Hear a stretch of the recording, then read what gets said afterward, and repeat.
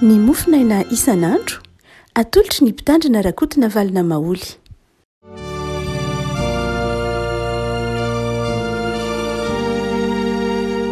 Faly-miarahaba antsika rehefa ko malalahatra azy ity alarobia fa 7 ny volana jona ity. Ny mofinaina voalahatra ho antsika anio dia ny filazan-tsaramasina araka ny Luka toko fahafito andiny fa 9:30 ka hatramin'ny 15. Luka toko fahafito andiny fa 9:30 ka hatramin'ny 15. Makitsika amin'ny anaran'i Jesosy. Ary ny fariseo anankiray nanasany Jesosy hiara-mihinana aminy,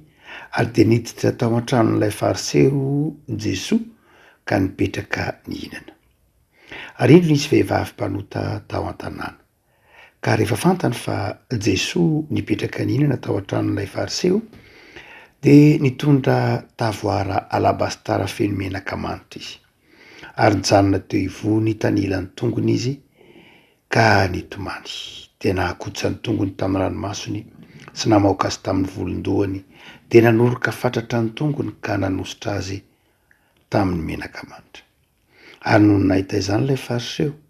nanasany Jesosy, dia nanao anakapo hoe raha mpaminany ity dia ho nahalala io vehivavy manindry azy io sy ny toeny fa mpanoty io. Ary Jesosy namarika nanao taminy hoe, ry Simona, manako lazaina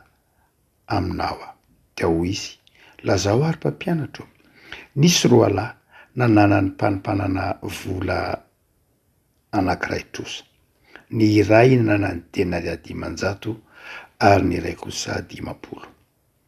Ary raha tsy nanan-kaloha izy 2 lahy dia samy navelany. Koa iza moa amin'ireo no ho tia azy indrindra?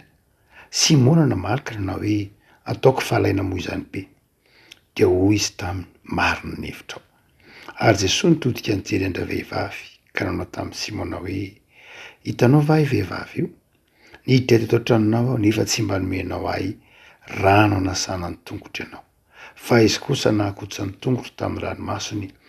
dia namoaka azy tamin'ny volondohany. Tsy mba nanoroka ahy akory ianao, fa izy hatrizay nidirako dia mbola nitsahatra nanoroka fatratra ny tongotra. Ny lohako tsy mba nosorono diloilo akory, fa izy kosa nanosy menaka manitra ny tongotra. Ary amin'izany dia lazaiko aminao, voavela ny elony be, fa be fitiavana izy, fa zay voavela tamin'ny kely dia kely fitiavana. Dia hoy izy tamin'ireo vehivavy, voavela ny elokao. Ary izay niara-nipetraka nihinana teo aminy dia niresaka hoe, iza moa ity no mba mamela eloka? Ary hoy izy tamin'ireo vehivavy, ny finoanao nefa namonjy anao, mandehana soamatsara. Ray masonao manamasinana ny fahamarinana, ny teninao ny fahamarinana. Amen. Jesosy nasain'ny fariseo nasain'ilay fariseo anankiray antsoiny hoe Simona hiara-misakafo aminy no tantarain'ny Luka eto. Tsy ilay fiaraha-misakafo fiaraha-misakafo anefa fa ilay zavatra nitranga tao anatin'ilay fiaraha-misakafo no tiany Luka tantaraina. Lay vehivavy mpanota, fantatry ny rehetra fa mpanota, sy ilay fariseo no tiany ny tompo hanomezana fampianarana antsika ny tantara andriavako. Hoy ny filazan'ny Luka azy hoe nasainy Simona tao aminy Jesosy hiara-misakafo, ary teo am-pisakafoanana no tonga vehivavy anankiray nitondra tavoara alabastara feno menaka manitra, dia nijanona tao amin'ny tongotra Jesosy izy tao an-damosiny sady nitomany nahakotra ny tongony tamin'ny ranomasony dia namafy izany tamin'ny volondohany. Dia niteny akapo rehefa fariseo manao hoe,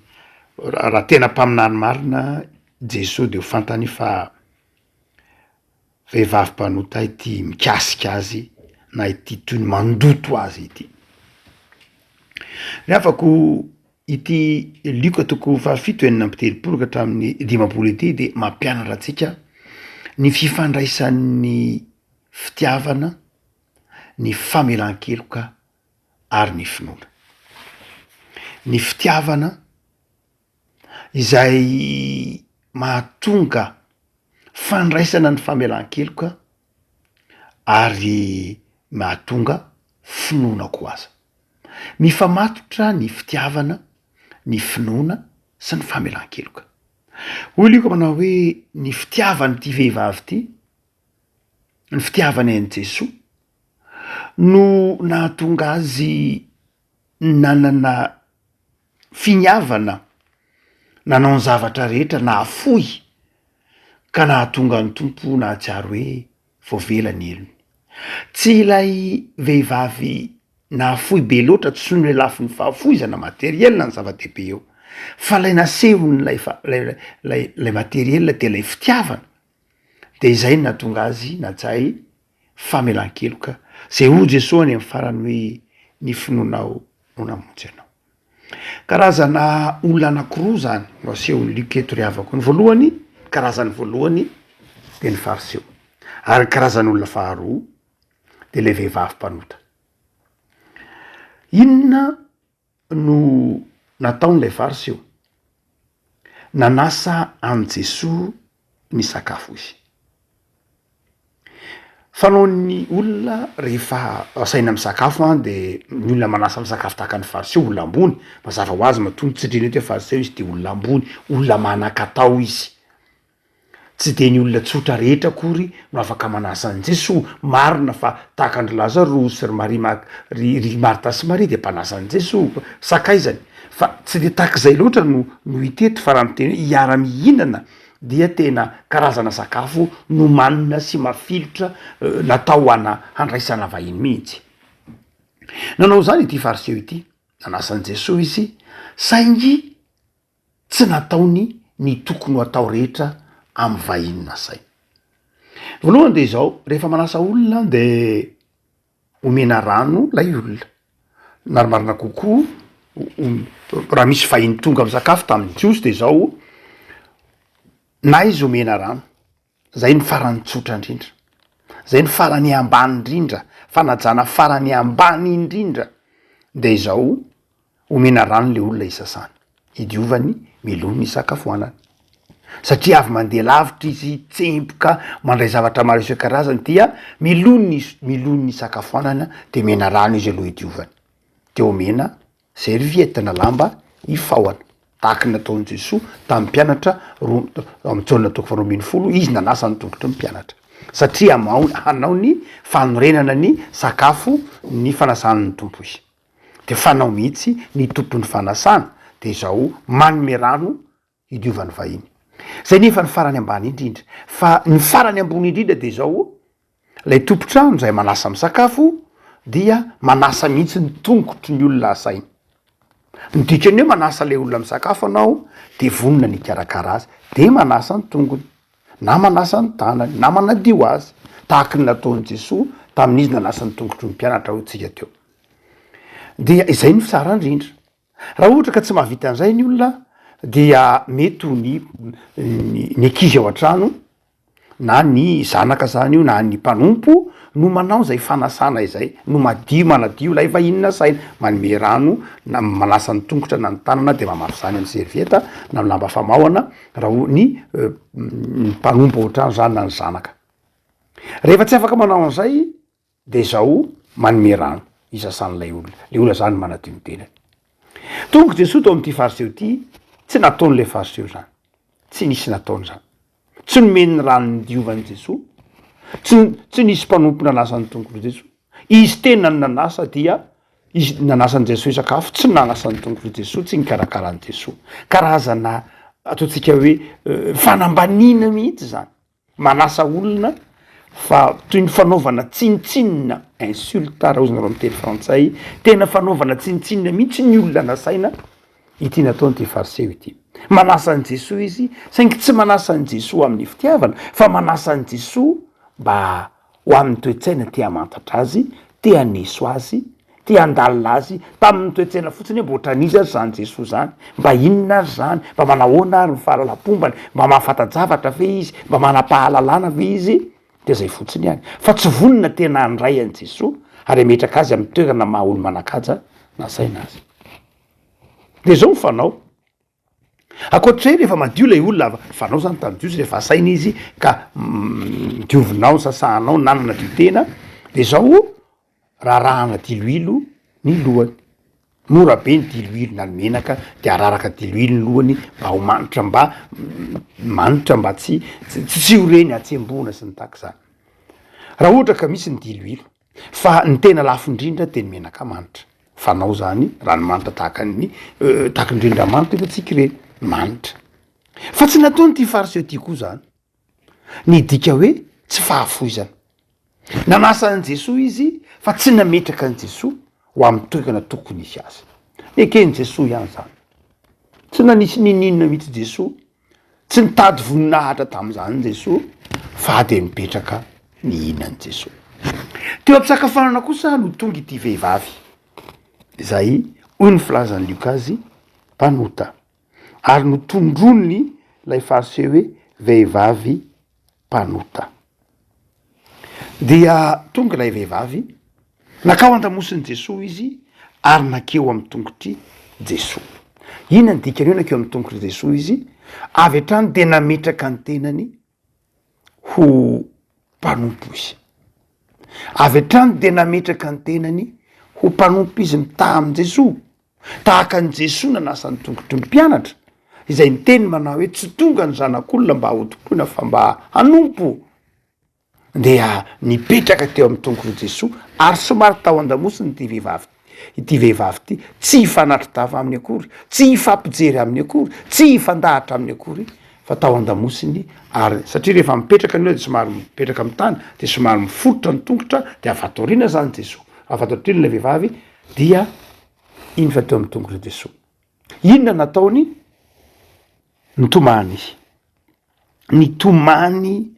nitomany mafy izy ka nakotsany tongony nitomany fatratra ranomaso be ary dia ilay rano zay tsy noentin'ny Simona tsy nataonyity Simona fariseo ity tam' Jesoa tamy nanasany tongony de io fa lay ranomason'lay vehivavy no nanasany azy ary tsy vitan'izany ihany fa nitongotra na inona de eo amin'ny Jesoa de maloto nitongotra hoe niteny hoe ragal de milaza zavatra tsy madio maloto nitongotra de zao no sasany ty vehivavy ty tamin'ny ranomasony ary izay le teny iza dia le teny hoe ragal le teny hoe tongotra maloto de tena milaza mihitsy hoe loto tseroka sy ny tahaky zany fa dia no sasany ty vehivavy ty tamin'ny ranomasony ary tsy vitan'izany fa izao rehefa kosa mando de zao no kosehiny tamin'ny volondohany teo amin'ny tsy naka lamba izy fa de no kosehiny tamin'ny volondohany no fafany tamin'ny volondohany teo amin'ny jiosy ihany zany hoe vehivavy mandrava ny taovolony na ny volony zany de fafahambaraka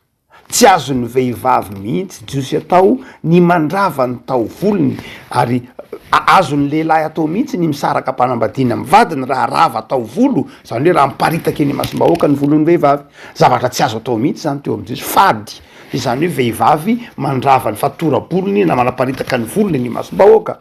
midika ny teny malagasy hoe afa baraka ny teny hoe baraka de saron-doha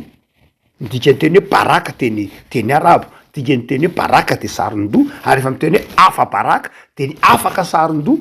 dia zay le enatra faratapony amin'ny vehivavy zany hoe afa baraka zany hoe niala le saron-doha ka hita ny volony toy ny hoe olona mitanjaka sanatria de tahaka zany keo teo amin'ny jiosy zany hoe zany vehivavy rava fatoram-bolo manala sarona amin'ny volony manaparitaka ny volony de tena zavatra tsy fanao mihitsy fa saingy zao tsy ny rara iny ty vehivavy ty zany fa niravany ny volony mba hahafahany mamafa ny tongotry Jesoa zany hoe tsy ny rara iny tsony ny vavan'ny olona tsy mampaninina azy zany rehetra zany fa izao mila manadio ny tongotry Jesoa izy mila manadio ny tongotry Jesoa izy mila manao ny tokony ho atao rehetra amin'ny Jesoa izy rehefa voafafany rehetra zany de ho ihany lioka manao hoe tena noroka fatratra ny tongotry Jesoa izy ny tokony ataon'le fariseo rehefa nandray an' Jesoa izy tena mihina azy mariky ny fiarabana fa tsy nataony ty fariseo ty zany fa nataony ty vehivavy ty kosa ary de ny tongony no noroany tongony jesosy no noroany noroany fatratra zay to milaza fanajana milaza fanomezam-boninahitra tsy vitany hoe manetry teny ty vehivavy ty fa manandratra any jesosy koa izy ary dia nalainy ny menaka manitra tavoangy alabastara menaka lafo vidy ary manitra dia nararany teo am' jesosy taitra le fariseo taitra le fariseo ary na taitra le fariseo tsy nampatsiaro an'lay fariseo akory nahita nyty vehivavy ty tsy tonga saina le fariseo hoe izy ny tokony anao an'izany tsy tonga saina akory izy hoe iza ny zavatra io nataony io vehivavy io de tokony ho nataonyty fariseo ty fa izao nanymetsiny izy avy atrany de ny fahotan'lay vehivavy no hitany vehivavy mpanota mitonantonana ty atokantranon'olona mipetraka amy tsy tokony toerana hipetrahana ary mandoto ny hafa ary tsy vitan'zany fa tsy ny apanga lay vehivavy any izy fa nihevitra ihany keo any jesosy izy manao hoe ho hitakeo raha toka mpaminany ity lehilahy ity raha ohatra ka mpaminany izy de tsy tokony ho nanaiky no tendrenina no kasehiny ty vehivavy ity akory satria ny vehivavy mpanota de tsy tokony ny lehilahy madio de tsy tokony hifampikasoka amina vehivavy mpanota tahaky ity vehivavy ity na de mifandray-tanana fotsiny ihany aza fa izao navelany jesosy nanara-polay vehivavy navelany de hoy le fariseo za manao hoe de tsy ho fantatry ty lehilahy mpaminany ty ve raha mpaminany izy fa tsy tokony hikasiky azy akory io vehivavy io satria mpanota izy ary de tao anatin'iny no nakany jesosy fampianarana manao hoe raha misy olona anankiray ndray anana ny tompony vola denari dimanjato ary ndray anana ny denari dimapolo de zao samy avelana izy eo iza no ty azy kokoa le nomeny demandria dimanjato ve sa raha nomeny denari dimapolo midika teny hoe denari anankiray de karaha man'olona anankiray miasa zany hoe misy olona anankiray navelany ny trosany nandritra ny karama heritaona sy tapany zany hoe misy olona nananan'olona misy olona mpitrosa zany a de anankiray ananana karama heritaona sy tapany be zao asa ohatran'iny zany karama heritaona sy tapany zany ary nanankiray karama ray volana sy tapany samy avotsitry ity mpampanamboly ity lay olona nindram-bolona ilay olona nanana trosa karama heritaona sy tapany sy ilay karama ray volana sy tapany iza ho jesosy no ty kokoa an'lay olona izay nampanambola ka namotsitra lay trosa de mazava ho azy o le fariseo fa lay namoizana lay namoizany PDP zany hoe lay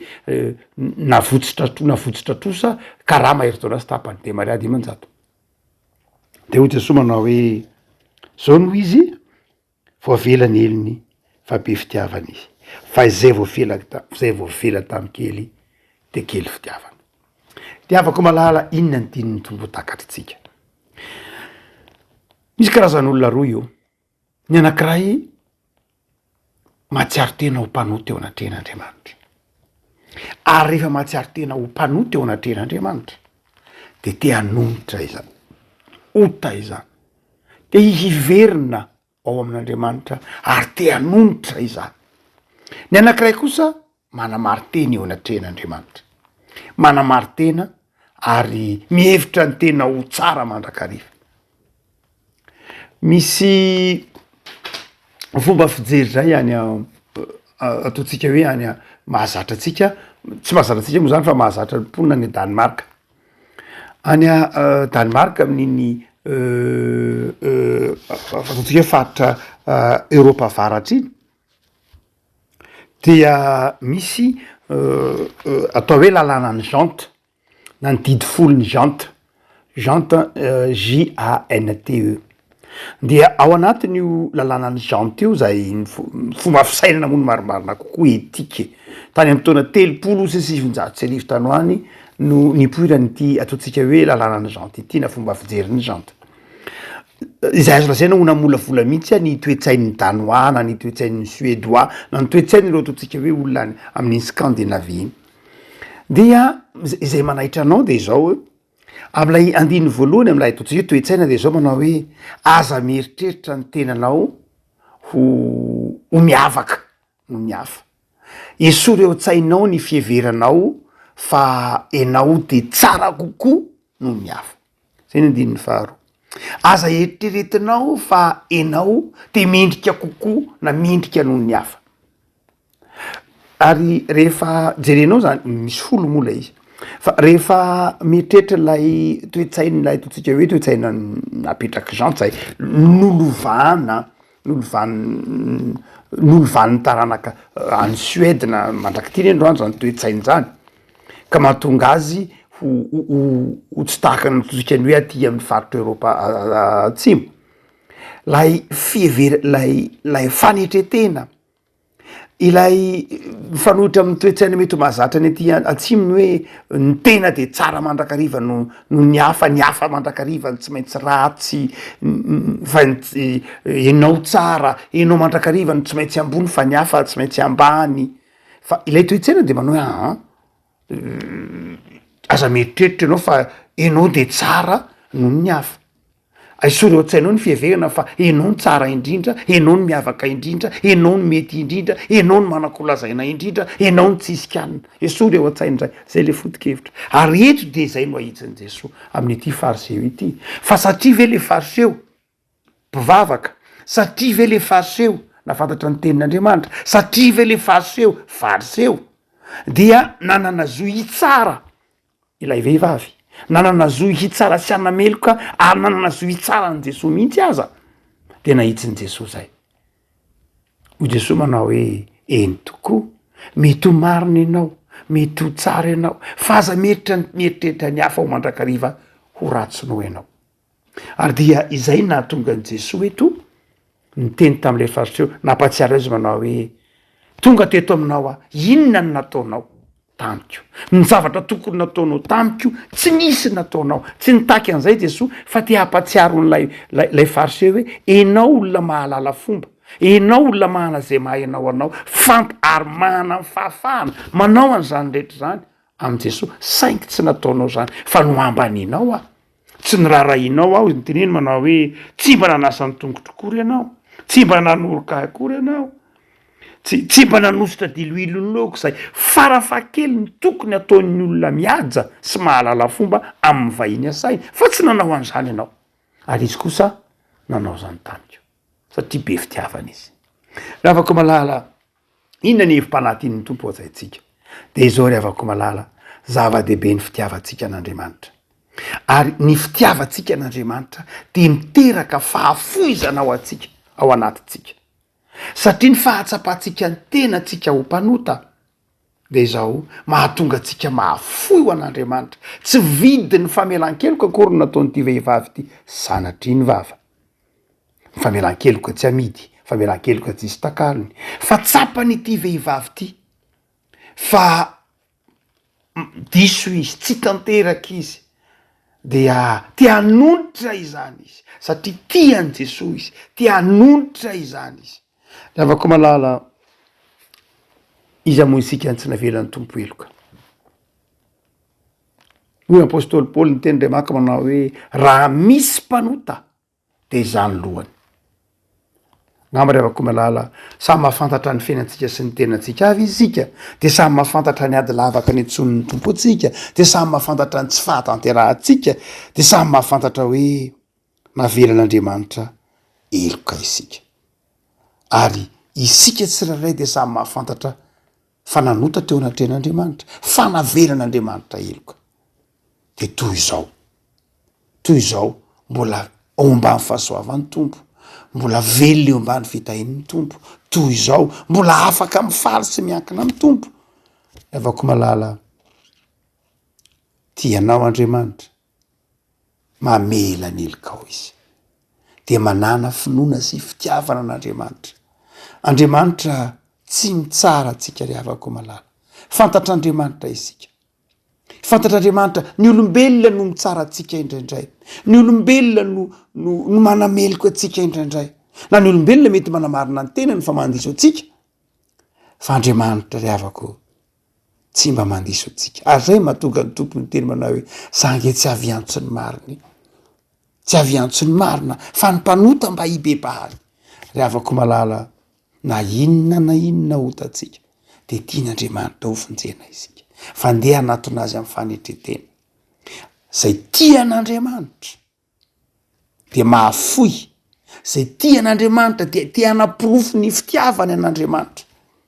zay tian'Andriamanitra de mandray famelan-keloka zay tian'Andriamanitra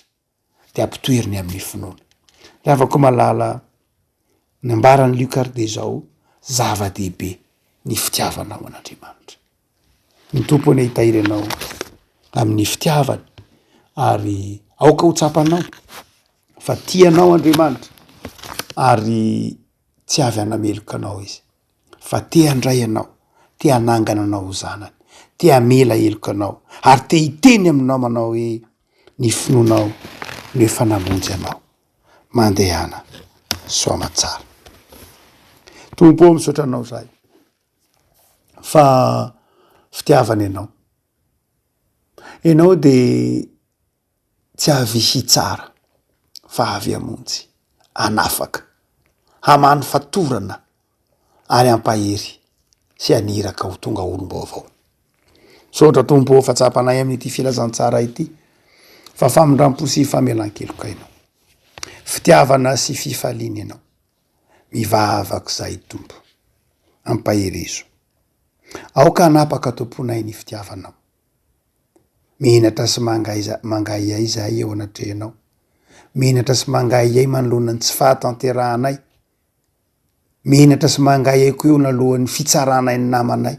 mihinatra sy mangay ay eo anatrehanao fa maka ny toeranao zahay ka manameloka ny perabelona aminay tompo mamindrafo aminay fa tsy tanteraka izahay saingy tianao kosa izahay tianay ny eo an-tongotrao de avelao eloko izahay sasao madio ho afa-pahotana avelao eloka satria famindrampo ianao de anapaka eo amin'ny fiainana isan'andro Jesoa ny fitiavanao jereo ny tokantranonay jereo ny ankonanay jereo ny asanay isan'andro ataovy tsapanay ny famelan-keloka tolotrao anananay fiadanana sy fifaliana isan'andro misaotra Jesoa amen